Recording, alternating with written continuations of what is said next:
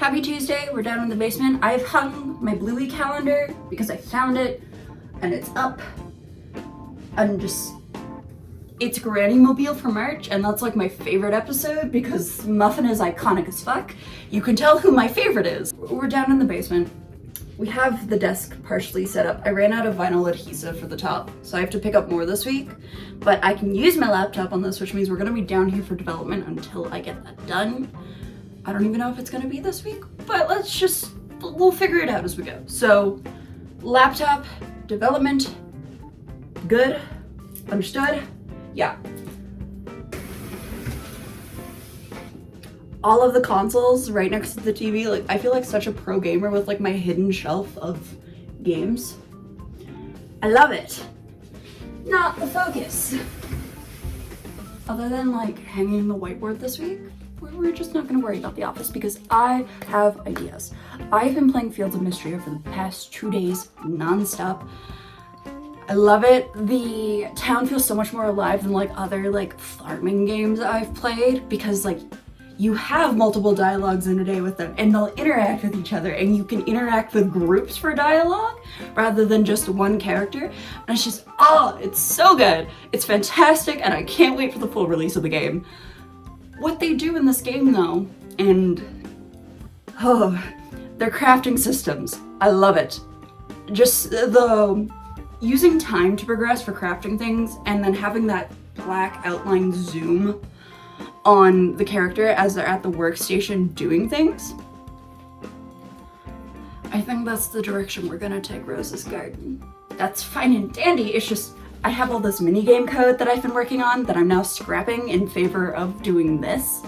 I just think like having the time progression is gonna work a little bit better because I don't want the cooking to like stop the flow of the game, which is like one thing. I might have the minigame stay as like when you unlock the recipe, you have to go through the steps of the minigame. I'm thinking that might be our vibe for today. For the game. And when you get the recipe, you do it once with the minigames to unlock the recipe and kind of like learn it. And then from there on out, it's then the time skipping with that like little cutscene. I think that's gonna be really cute. And like we could just have Alice like, you know, kind of like stirring the pot, dancing a bit in the kitchen. Like I haven't thought this idea through too much. Like this was a idea like 1 in the morning, like laying in bed and I was just like, fuck all my code. But I think we can work with this and it's gonna just kind of push us forward a bit more on this. Again, I don't know if I'm gonna keep the minigames. I wasn't super in love with the idea. Like, I was excited for it, but it stops the gameplay too much for my brain. Like, it just gets in the way. And I don't want that to happen. I want players to be able to go through their day. And I also want the days to be like a reasonable amount of time. Because if you're doing the cooking minigames, time progresses, yes. But whenever you're in a minigame, it pauses. And so if you're taking a long time at the minigames, right, you're gonna have like time go by, real world time. And like, I'd like to keep the days, I think it's like 20 minutes I have for the day cycles. It might be less, somewhere between 13 and 20 minutes, however long Stardew's days are. Can't remember right now. That's how long a day is in Rose's Garden. And so I don't want to add additional time in menus to that other than like if the player decides to just enact a pause menu, right? I want a smooth, consistent flow throughout the game. And so it's like, have a cutscene, have time progress. It speeds up the player's day, yes, but they're also then like getting through these recipes, and that in turn then leads to the idea of perks, which also Fields of Mystery does. And like, I love the fact that like as you level up, you can reduce the amount of time it takes to make things, you can get back ingredients. I don't want to copy their system like exactly, so I have to spend some time figuring out what we're gonna do that's different. But I think this is like a good basis to look at for creating the system. Because yeah, like I I don't know, I keep struggling with this cooking mechanic. I almost wanted to like tear down the game entirely. I've just done all the art again and it's like, well, now I don't like it because while I've done all the interiors, it's like I need to do some exterior work and I can't figure out something that vibes with the style of the new sprites, and I'm struggling to get a map together. And it's like, okay, I have everything blocked out. I'm just gonna take it slowly. I'm gonna do some progress on my own, try to get that somewhere. Speaking of which, I have new things to show off today. So we're gonna show off the new things. I'm just, yeah, I don't know if I'm gonna sit down to code today, or I might do some brainstorming. So here's the setup, right? Like she's pretty good. We have focus, heavy. Right now I have Palma Farm up because like it's just, I haven't used it in so long and like I love using it as a focus app. So we have that up to play. We have the things to work. I'm gonna go have breakfast first, but I wanted to showcase like the potential here. Like it looks so good. And then we're gonna have the lily pads and like, I don't feel like running upstairs to get my command strip. So we're just gonna like use this shakily. So for our cooking system, right? You have the cookbook. That is not showing up at all. This is fine. With time and an animation leads to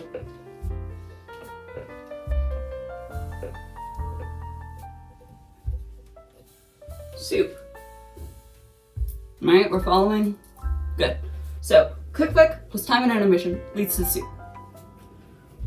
We add, ooh, perfect, yeah. Pasta plus spice leads to increased quality. This should fundamentally be our cooking system. I'm not gonna worry about all the frills, because if we can get this up and working, then like we're set. You can cook and I can go back and fix all the things that I just broke, such as the gardening. So this needs to become our new focus. In the future, if we want to, we can have skills. Because I was planning on having them anyways. I wanted to have a foraging, a gardening, and a cooking. There's one more. Fishing. Those are all skills. Skills have perks. Stardew does it. Fields of Mystery does it. Both different systems, both things that we can take inspiration from and apply. So we need to get this together and we need to get our gardening together so that we can put our focus into the skills and perks. I haven't added fishing in the game yet, like that's not even close. Before we can get to doing skills, what we'll have to do is the cooking, the shops, the gardening, the forage, and the fishing.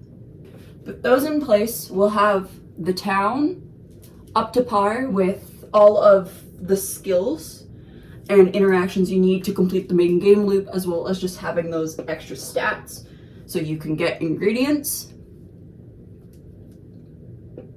And with all of that done, then we can move on to characters, festivals, and cutscenes. So it's a 1, 2, 3, 4. That is our flowchart for getting myself back on track with this, because I want to buckle down and really push forward on this. And so I think we're going to start with this and we'll figure things out as we go along. Because we have to work on these two first, we can kind of come up with ideas for the perks.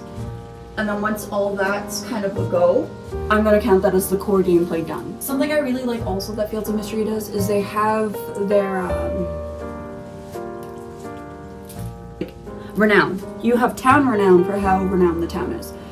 Part of Rose's Garden, we're gonna get into the story a little bit here. So your sister has fallen ill after the town's kind of fallen into obscurity, and so she hasn't been able to run her cafe, and as the town's fallen more and more into obscurity, she's gotten more and more sick. There's a legend that says that the heart of the community will fall ill with the town if the town struggles, And, you know, like if nothing's done, then the community as well as the heart of the community will die.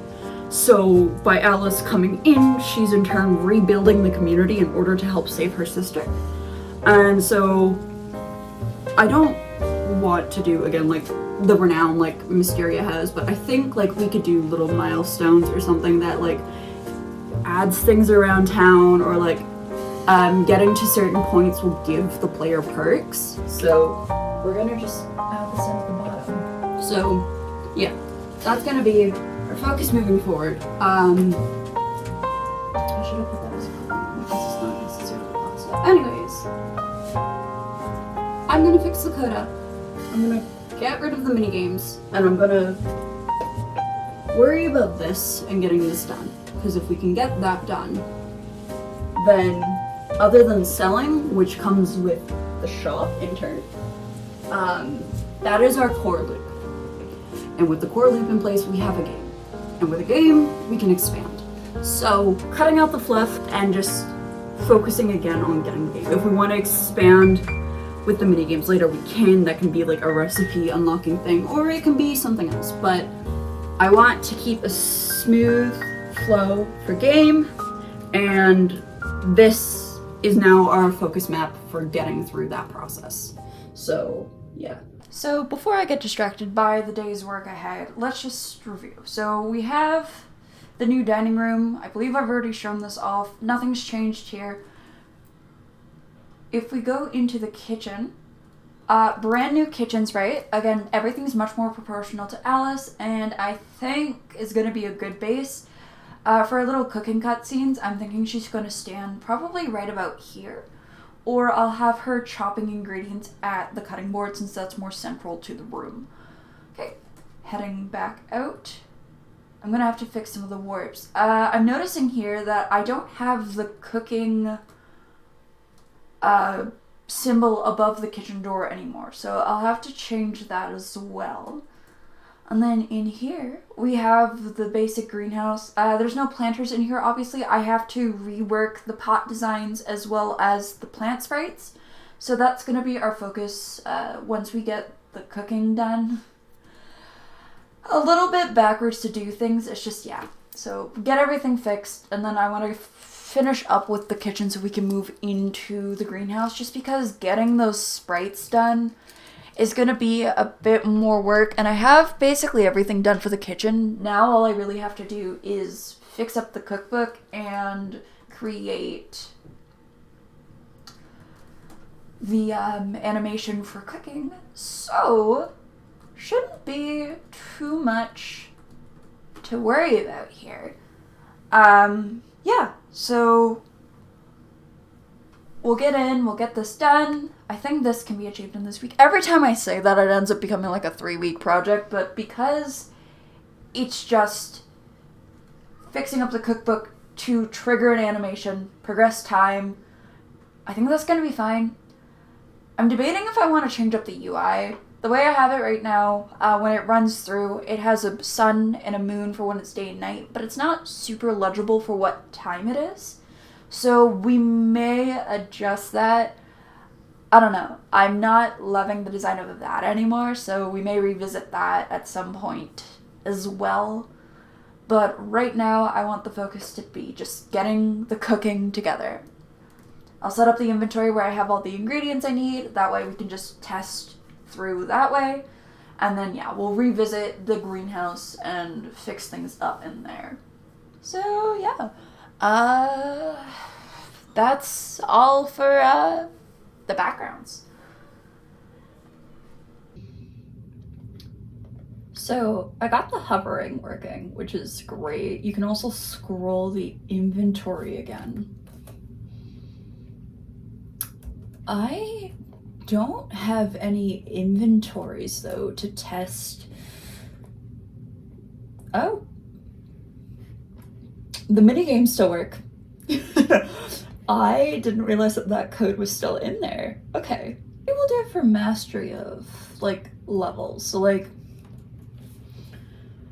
you crafted a certain amount of times, right? You get to, like, let's say you make it, like, 20 times, and that puts you up to, like, a silver star rank, and then to unlock, like, progressing, you have to level up the recipe, which is when you do the mini games for it.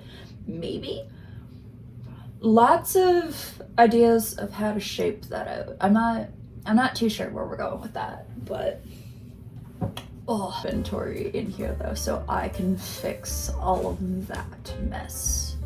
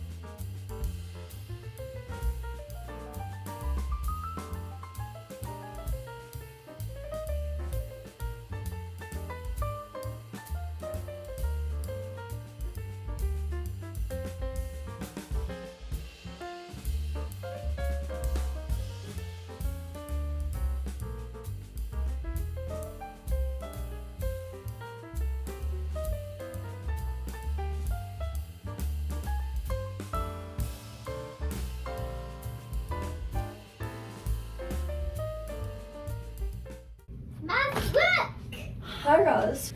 Oh, my home is just, I look beautiful. And I'm like, yes, you do. Yeah. I was hoping she'd say it to you too, but she didn't, so. That's cute. Yeah. That's probably going in the video now, knowing Shar. Oh, I was doing so good at hiding the footage of Rosalind scaring the shit out of me, because it's happened so much. Yeah. She just pops up and it's like, I'm not paying attention. She just appears and it's like, Christ, hello. I've made things better and worse. Holy shit. Okay, so as you can see, I have things on the screen. I have the barrel inventory. So we have the player inventory, and then this. This is the barrel inventory, but it's just mimicking the player's inventory, so I have to now go in and fix that. I have no idea what's doing that. And then yeah, get the buttons fixed. All I have to finish now to get things back up to where they were before I broke everything again, is I just need to have the item stacking for like the restock and stocking. So the add to inventory and remove to inventory quick stacks. Explaining it 3 different ways isn't going to make it make sense, but basically you press the button and anything you have existing in your inventory goes to the chest, and anything existing in the chest goes into your inventory. That needs to be added back in. I want to get sorting alphabetically done. I've messed around with that a little bit. I haven't gotten a system working yet, but that's going to be something I work on tomorrow. And then when I press the sorting button, right now the hover disappears. So we're going to also make sure that that doesn't happen. But other than that, everything else works. Yeah, you can transfer items between inventories, and just the hover works, the scroll works. The inventory will now save in a chest without. I stand corrected. I'm just gonna stop here for today. I've been at this a while and I think I need a break. So we're just going. Happy Friday, we're back down in the basement. A little bit of a gap between today and Tuesday wasn't the plan. On Wednesday, I took a tumble on the ice. Instead of falling like I normally do, where I curl my legs out to the side and fall into a sitting position so it doesn't hurt too much on impact, Instead, my legs slid out from underneath me and I fell backwards and had a recycling bin dump on my face, which was fun. I'm a little bit tender. I hit the base of my neck and the base of my spine, so just like sore throughout. So stairs have been a bitch to do, but we're back down here today. As you can see, I have done artwork. It was not the goal for this week. I kind of took a break from the coding. I wasn't feeling up to it the other day, so I was just kind of resting after the ice fall, but the face on Alice was bugging me, as well as her outfit, so I went ahead and revised that, just to get a more cohesive style going for that. And also just, I was working on Duncan before, and I didn't like the way the eyes looked on him. So we've changed it around now where I can have a consistent style amongst all the characters. Not everyone's done. I'm still like in like rough design phases for them. But we have Rose, her husband Oliver. Harrison is the one I'm working on next. He's in a sketch phase right now. And there's Jamie, Finnegan, Adria, Maddie, Thomas, unnamed chick, and then that's gonna be Hadley. I haven't even like gotten to blocking out here or anything. It's just Finnegan copied, which was Jamie copied, and just fun times all around. I don't think I've gotten to showcase any of the characters really since the original demo. Maybe we'll visit that today. I wasn't sure what I wanted to do today because like still not in a coding mood really. We're pushing that back again. But we'll revisit the classic demos, I think, today. That'll be our thing. So, who are the people? Duncan is the general store manager. He and Alice are my endgame. I've kind of developed them to be like a really cute pairing. Like, I'm debating if I want to have like open romances, like you can choose who Alice ends up with. But it will be hinted that like Duncan and her are a thing, and if I ever do like sequel games, it'll be them. They're the canon pairing, and I'm sorry to anyone who was hoping for wild romances, but they're my babies. Rose is the older sister. She's the original owner of the cafe. I wasn't originally going to have her in a wheelchair. I decided this in my second year of the program,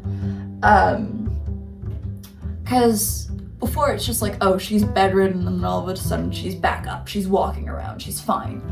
And I was like, I don't know, I like the idea of her being in a wheelchair because like she's still recovering, but I like the idea of her still like being up and about the town, and that's why she's in the wheelchair. Like she's still not able to like walk on her own. She's been bedridden for like a few years, and so like she's still rebuilding muscle in her legs and stuff, but I like the idea of like her being able to go out and still do the thing she loves.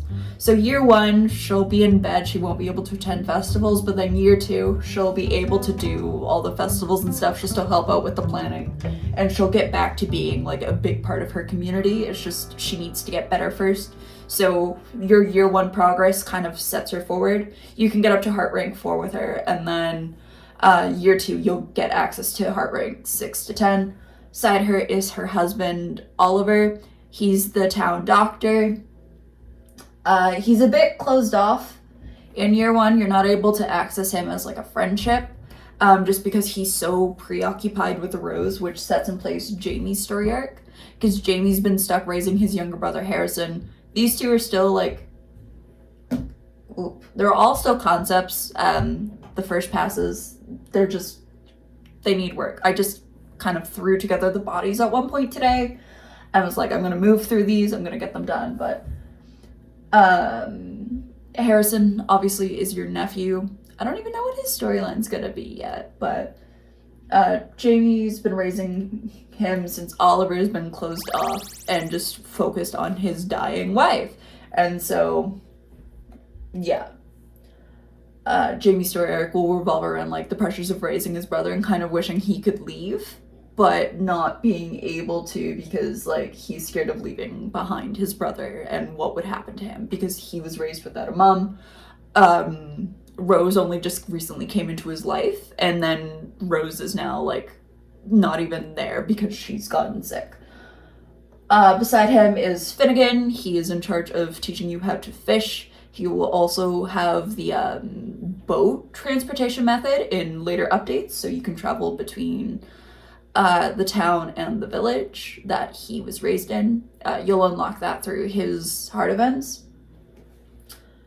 Jamie runs the train station in town. I think it's cute that they're a couple and they just both have the modes of transportation. Beside him is Adria. Originally, she was going to be the carpenter for upgrades and stuff. I don't know what her role's going to be currently, but I think she might be the one to organize the farmer's market. Beside her is Maddie. She runs the tea shop. That is a social hangout spot.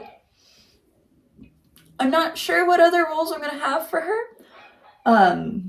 Like, a lot of the stuff's been changed around, so I'm figuring it out. Beside her is Thomas. Hasn't even gotten proper legs yet. But he's going to teach you how to do foraging and will also unlock meat products. I've decided that I want to include like a little kind of mini game where you have like these monsters created from the magical elements of the world.